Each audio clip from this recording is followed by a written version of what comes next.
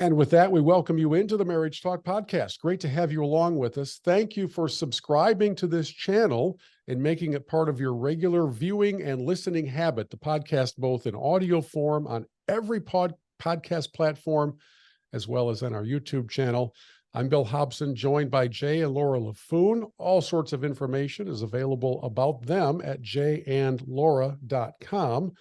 But as we continue along in the version 2.0 of the Marriage Talk podcast, I'm really excited, Jay and Laura, because you guys have a lot of connections with, I guess, what I would call marriage experts, or at least veterans who have things to share. And that's the case today.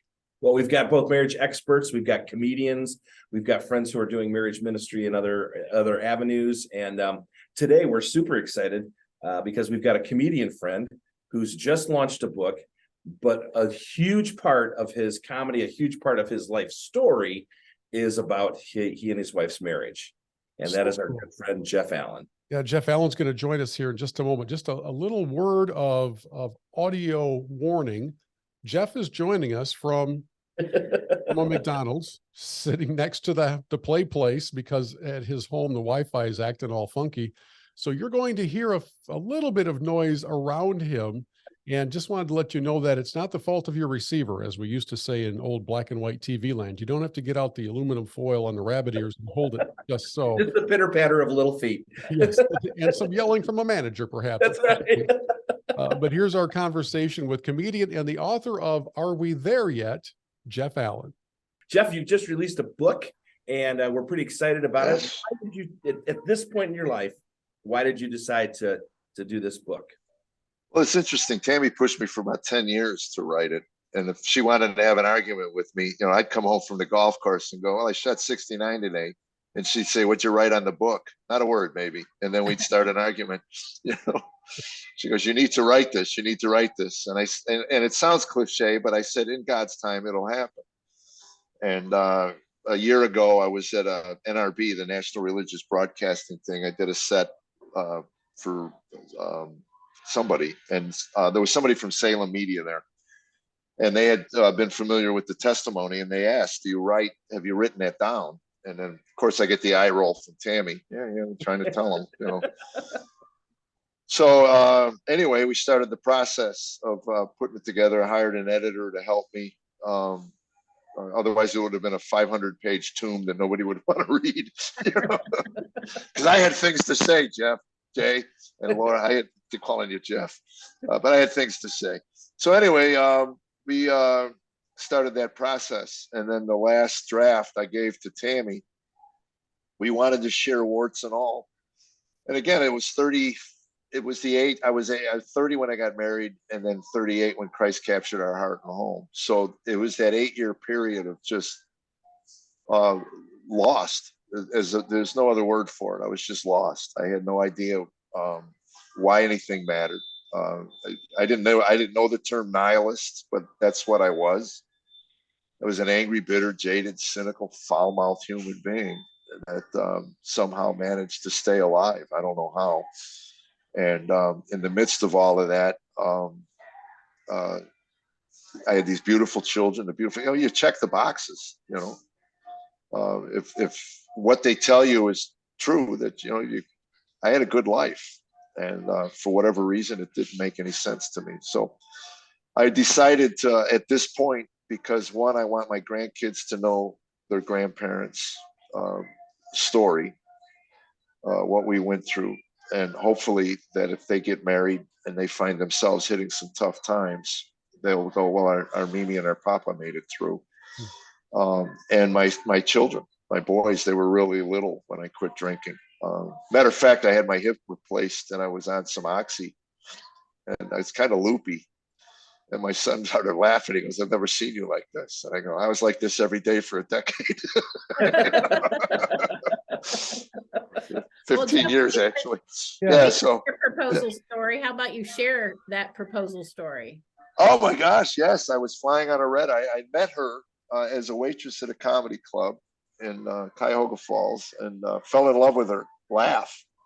she was a smoker 37 years ago. So smokers have the best laugh. Jay, you know this. I mean, all that gasping, gagging, wheezing, which annoys most people, is a symphony of joy to a comic. You know, when people can't get oxygen into their lungs, that's music, man. That's So right. I'm on stage. I hear this, you know, in the back of the room, and I go, well, that's a woman. I think she digs me, and that's all I needed. She'll tell you, I followed her around like a puppy for a couple of days. I mean, and my son said, "So you stalked her?" I go, "No, that's what they call it. That's what they call it today." You know, back in my days, unless you were creepy, it was okay. And You weren't creepy So- back then, Jeff? nah, well, you know, she would disagree maybe, but she had a 2-year-old son. She was a single mom, and we hung out that week. And it was interesting because that was my relationships back then. I would meet a waitress and I'd spend a week with her and then never talk to her again and move on to the next town, spend a week, you know, and it fit my lifestyle. So I got back to LA and I realized this one was different. I wanted to stay in touch with her and keep in touch with her. And it's funny because I cut ties off with everybody. That was it. From the moment I met her, there was something different about her. And then I was flying on a red eye. That was November. I flew her and her son out to meet with me in LA. I played dad for a week, took the kid to Disney World and hung out at the beach. And flying on a red eye in April, I decided I'd ask her to marry me when I landed. I had no ring, no plan, you know. And again, if there's a young man within the sound of my voice, I don't recommend this. I really don't. I mean, you know, impulse proposals, you know, not the wisest thing. You might want to think it through a little bit. And believe me, Jay, I paid the price for this, you know, for 37 years. We'll watch a movie. Some guy will do it right. You know, ask the dad for the hand of the daughter, get his permission, get on one knee, have a ring, you know, special play. Tammy's sobbing in a chair next to me. I'm sorry. All right. I'm sorry. I'll ask you again. It'll be special. No, it's too late, Jeff. My story's baggage claim. That's my story. How'd you and Mimi Papa meet? Your Papa proposed to me at a airport baggage claim. So Jeff, let me take a moment to kind of color in some of the background of the Jeff Allen story. He's in his 5th decade as a comedian. You've probably seen him on America's Got Talent, HBO, Amazon Prime, Huckabee, Comedy Central, all of the places. And if you're in your car listening to some of the Sirius XM comedy channels, you've heard Jeff Allen at some point. And the book that we're referring to that just came out is called Are We There Yet? And I listened, Jeff, to a lot of podcasts, a lot of comedian interviews on podcasts. I'm fascinated by the profession, by the science that's in it, the wordsmanship, if that's the word that I can, or the phrase that I should be using, the way that you really guard and shape everything that you say in the interest of producing laughs, whether it's the laugh of a smoker who can't breathe or just somebody who's just falling over sideways because you hit them in the right spot. But the assumption is often that if somebody's got a career in comedy, that they're just laughing and chuckling all the time. I mean, things yeah, could. Tammy used to love that when they interviewed her and they go, "It must be a joy being married to a comedian." And she said, "Yeah, especially those days he's in the fetal position on the bathroom floor. You know, those were fun times." Yes. So how hard was it to put some of that side of life into a book and expose your real story to people that otherwise think they're just coming for the laughs? Well, Jay knows this. I've been sharing this story at churches and places since I became a believer. That was the only thing I had to offer in the form of a ministry. I mean, it was interesting because I had comedian friends of mine ask me, why do you share this stuff? And I said, well, they're paying me with tithes and offerings. You think you should give the flock something in the form of a ministry. And all I have is just, I was a messed up human being. And then Christ got a hold of me. And, you know, I'd like to say that everything was perfect, but it's, you know, but there was a change, enough of a change after that decision that Tammy came along for the ride. We've been together for 37 years now, but it was, to put it in the book, I just felt it was the right time. I see it at the airport. The millennials now are old enough now to realize they've been sold a bill of goods. Materialism isn't the answer. And I see it all the time. Is this all there is? I can see it under. It's toxic to me to look at the airport. Young men with that look on their face. Is this all there is? And they just look at their devices, scrolling from one reel to the other. And I know it. I want to walk over to him and go, give him a hug, man. It's just go. There's a better way. There's another way, But so anyway, I felt the time was right. There's enough distance between who those people were, Tammy and I were, to who we are today. Andy Andrews, who wrote the foreword for me, hit it, and he said, "You're going to meet two couples in that book. First half of the book is who we were, and then the last half of the book is who we are today." What then kept the couple from blowing up and going in their own separate directions, which seems to happen far too often? Again, I don't know how we were not well people, because Tammy said the question that when they interview her, they always ask, "Why'd you stay with them?" And her answer was, I was a single mom, and I felt that maybe there was some security there, and I got married for the security part of it. She got pregnant. I asked her to marry me in April. She got pregnant in May. We got married in July. So here she is with another child from another man, and a year into it, it's not working out too well. She didn't realize what she had signed on for with an alcoholic and a drug addict, So I think a lot helped that I traveled a lot. I wasn't home all the time. So this thing that I wasn't constantly lurking from room to room. There was enough distance maybe to just go, okay, well, it's not so bad, And then when I moved to Boston, I was able to work at home. That's when things hit the bottom. I didn't travel at all. I lived in Boston, not much. I was able to make a living in Boston. And that's when I bottomed out. So Jeff, you talk a lot about the hound of heaven and that Yes. God's relentless pursuit of you. And I think that's such a beautiful story because so many people don't realize that is the Father's story for all of us, is that he's pursuing us. And after your conversion, clearly everything got 100% better, because that's what happens, right? Poof, it's magic, right? Yeah. Tell us some of the struggles that you and Tammy faced, even after you both gave your hearts to the Lord and we're working through this thing called marriage. We had a honeymoon period, maybe. We had the relationship she had with the other guy lasted about a year on and off, and I wouldn't wish it on anybody. When I read this verse that we become one flesh, when God melds two souls together, you become one. That was a great. I used to tell churches, whether you believe that to be the divine word of God or a metaphor, it certainly explained what it felt like when our marriage was falling apart. It was tearing of flesh. And there came a time I told her, I gave my life to the Lord. If at some point you need me to interject with this guy, let me know. And she said, I will. And about 2 or 3 weeks after that conversation, she called me into the bedroom. She said, he won't leave me alone. I've been telling him to stop calling. Would you call him? And I said, I'd love to.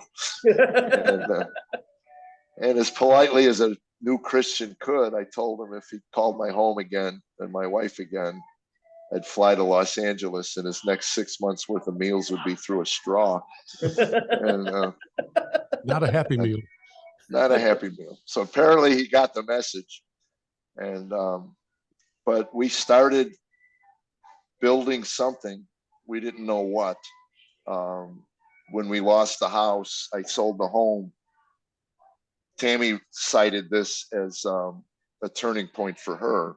The escrow lady said that the IRS has taken all the money you made on the home. And I said, it doesn't matter. The only thing that matters and the only important things are at this table. And we're all just going to pile in the car and go to Nashville and start a new life. And Tammy said for the first time in our entire marriage, she believed me. She said, I really felt like we were a priority. And the struggles are what I think what normal couples struggle with. You just, I think it's We call familiarity. the big three: money, sex, and family. And then you wrap it all up in communication. Yeah, but you fight over things that aren't money, sex, and family. You that's the issue. But you fight over the fact that you left your underwear in the middle of the room again. And it's like they've been there for 8 years. I mean, why now? Yeah, So, that's Jeff, what I used to say to her. I get up, she'd get up in the morning, and all of a sudden the house is a pigsty or whatever, all this stuff. And I look at her and go, was it like that last night when we went to bed? Because I want to know if someone's breaking in my house and messing it up while we're sleeping. And I just say, I call it familiarity. I just think you get really familiar with each other. And there's this, we had an argument this morning. She's going to a dog show and she's trying to micromanage the entire house with the dogs and the painters and I said, just get in the car and go. Leave us alone. You act like, just stop worrying about things you can't control. Why are you talking to me like that? Because I said you're stressing me out. Stop it. Just go with your sister. Go to the dog show and leave the dogs will be here when you get back. The house will be here when you get back. I got to go to New York tomorrow for kill meat. I think but I got to get up at 3:30 in the morning. We had to hire a dog sitter to come in at 8 and take them out and all this stuff and all this moving parts that she doesn't think I can handle. So that's kind of what it is, and it's not there's nothing cutting. There's nothing cutting. I think she would tell you that I cut her verbally, with eye rolls. I mean, I used to roll my eyes, and she told me years later, she said, every time you did that, I felt 3 inches tall. I felt like the biggest fool on the planet. I wasn't even aware I was doing it. I do have a tone of voice. Yeah, I mean, and you don't realize it. You don't realize it. You just go, yeah. Oh, So here we go again. Jeff, I think that by the time a lot of our listeners get to the point where they're listening to a podcast about marriage, it's because something's not going well. It's I would think fairly rare for someone to dive into something like this unless there was something pressing on them. In fact, I have to think that if some of the couples listening right now were to write their book, it would be called "Are We Done Yet?" or "Is This Almost Over?" How did you come to the title of "Are We There Yet?" What is there?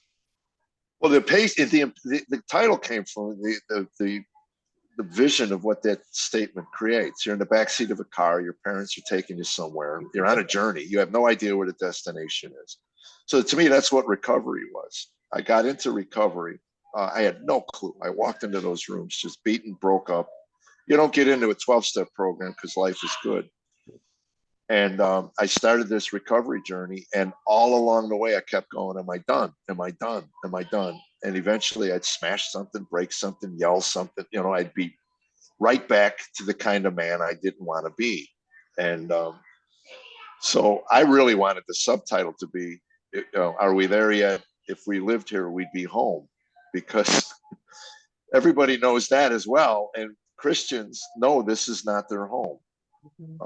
There's another chapter to our lives after we leave this place.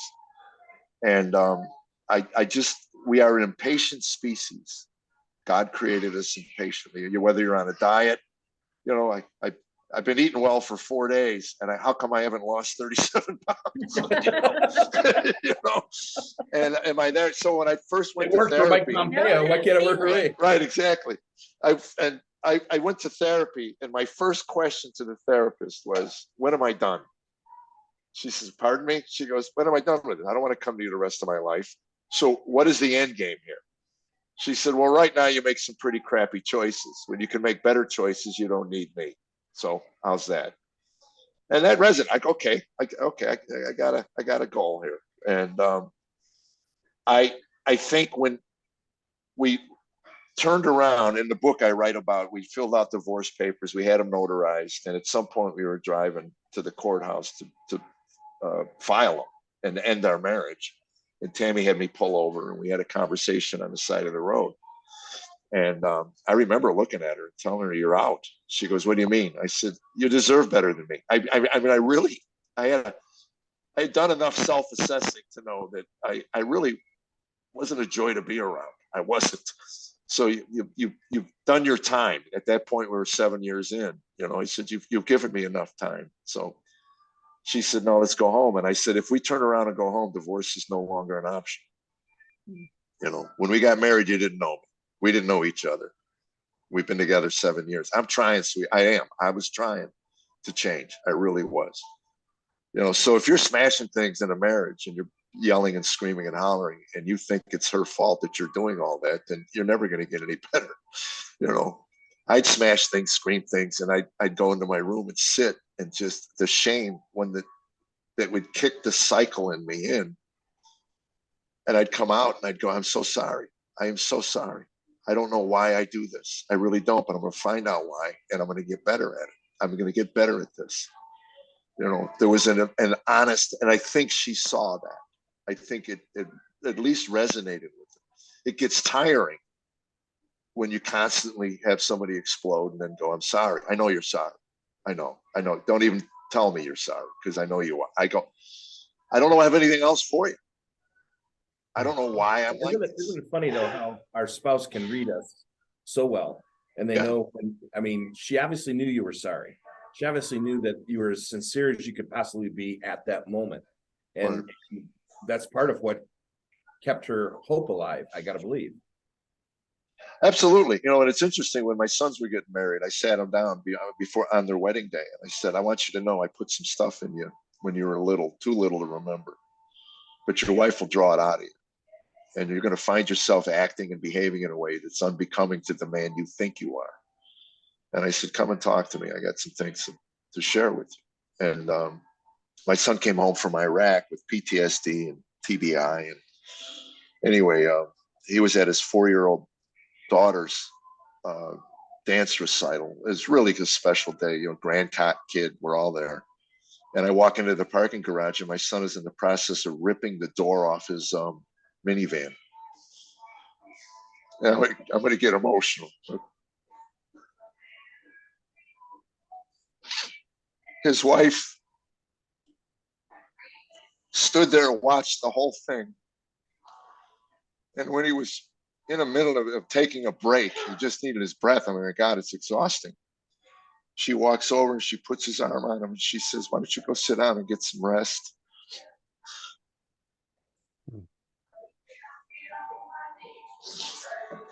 What a saint. That's the way you handle it.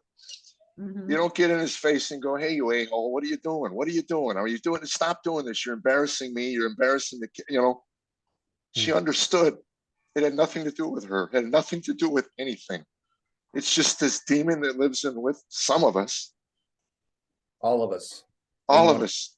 In one form or another. Anyway, we put the door on and we drove home, and but I told Tammy when I got home, I said, God gave him the right woman.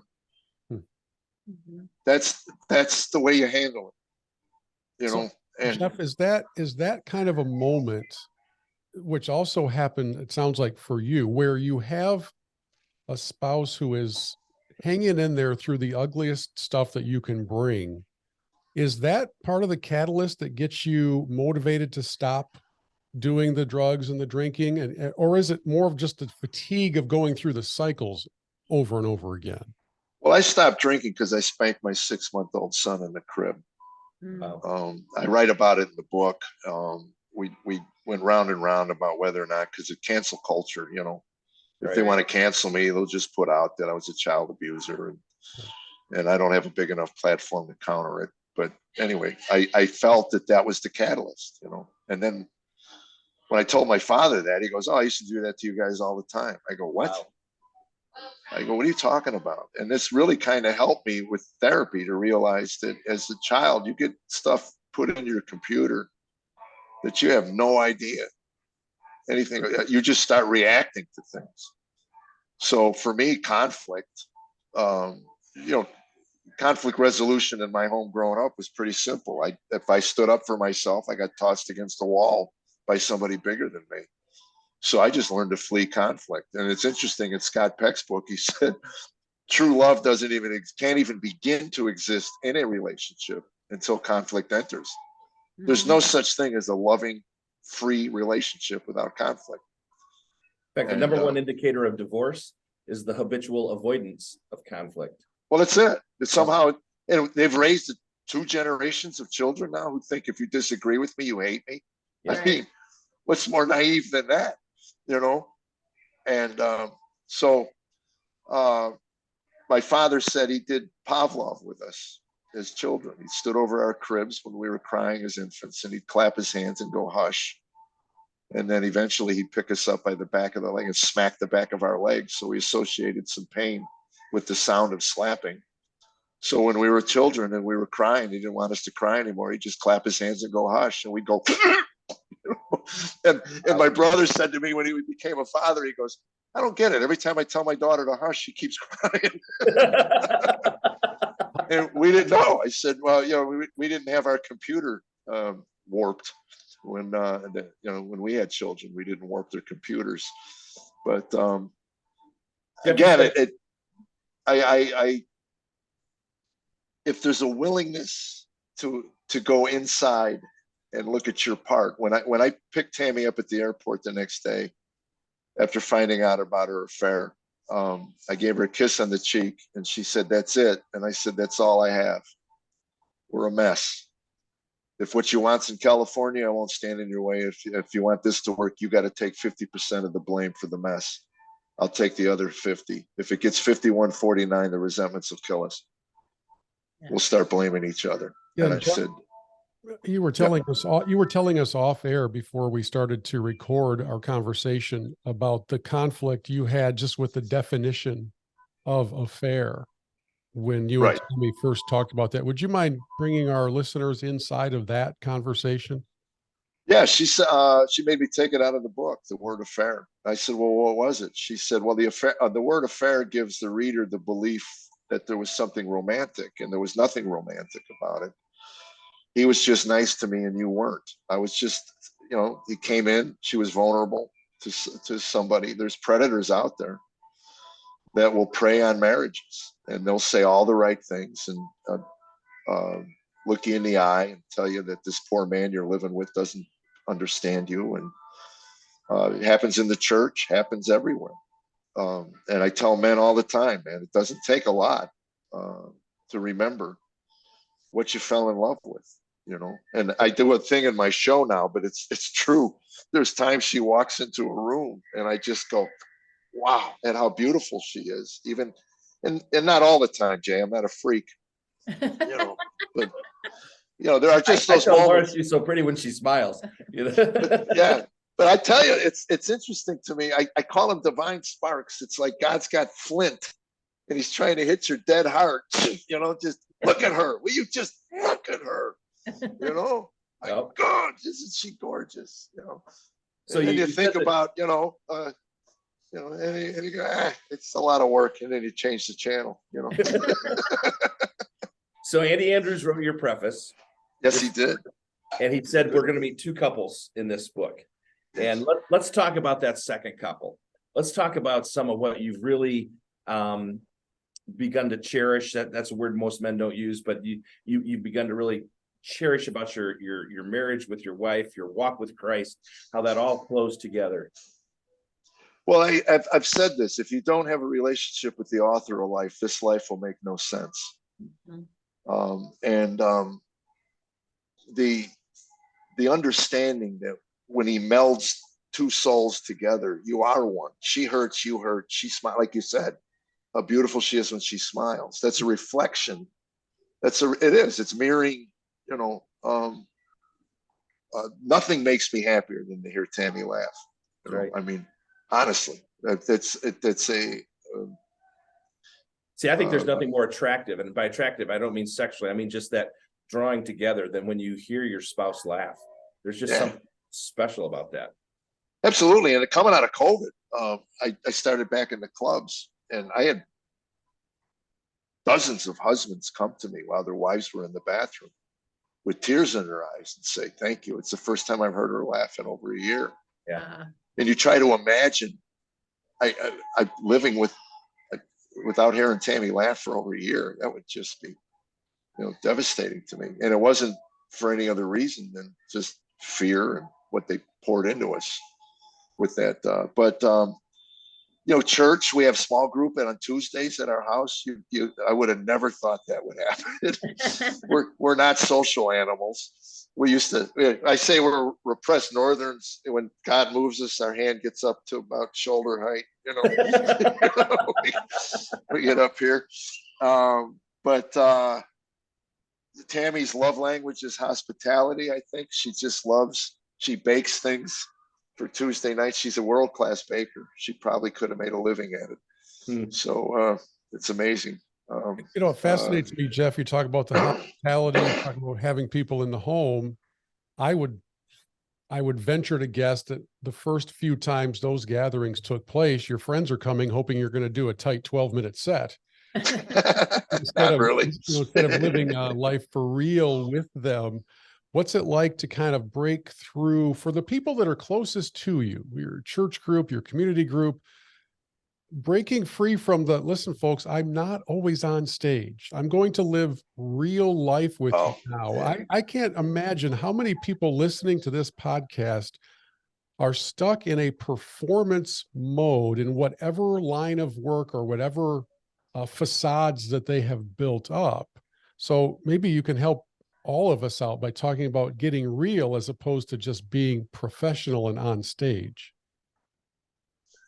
Oh, well, my friend, I golfed with a guy for 7 years. And I think the first 2 years, he didn't even know what I did for a living. It was funny. We were going to meet the wives. And Tammy said to me, what's his wife's name? I go, I don't know. He goes, you've been golfing with him for 7 years and you don't know his wife's name. I said, never came up. And she says, did they know my name? I said, the whole world knows your name, baby. Everybody knows you. I can't stop talking about you. But as far as I don't have people in my life that are all that impressed with what I do, so it rarely comes up. And I have one friend that hammers me constantly about how unfunny I am. And I think it's great, But a funny story. I was doing this. My son was getting married. We had the wedding rehearsal dinner. So I gave the toast and everybody kind of goes, like that. And I was at my friend's restaurant and he sends a waiter over to me and he goes, Kellogg wanted me to tell you that strange sound you heard was applause. He didn't want you to get scared. Those are the people I have in my life. I mean, they certainly, no big head coming from my side of this. Matter of fact, somebody asked me in an interview yesterday, what can we pray for you for? I said, just help me to keep all of this in perspective. It's not about me. It really isn't. I hope that I point everybody towards the author of life, Jesus. And in the context of all of that, you find your true self and you'll maybe remember what you fell in love with each other. But it takes work. I told Tammy, she said the other night, she goes, we had a psychic when we were in California 37 years ago and we got our palms read and we told him we were engaged. And she said, 2 Geminis will never make it. So here we are 37 years later. And I said to Tammy, I go, we should find her and tell her she was wrong. Tammy goes, well, it ain't over yet. And I said, well, I'm not going anywhere, sweetheart. I'm moving to the basement. I said, we got a nice room down there. I'm building my launch monitor for my golf game down in the basement this winter. And I said, yeah, I'm not going anywhere. I'm done. I am. I told her, I don't understand people getting married 2, 3, 4, 5 times. I do not get it. This is it. I poured everything I could into this. And if she ultimately rejects it, then that's it. I'm going to go live in a monastery. So. Well, Jeff, we made a promise to have a hard ending here because you've got important meetings throughout the rest of the day. But I wanted to just stop for a moment and first of all, thank you for your time.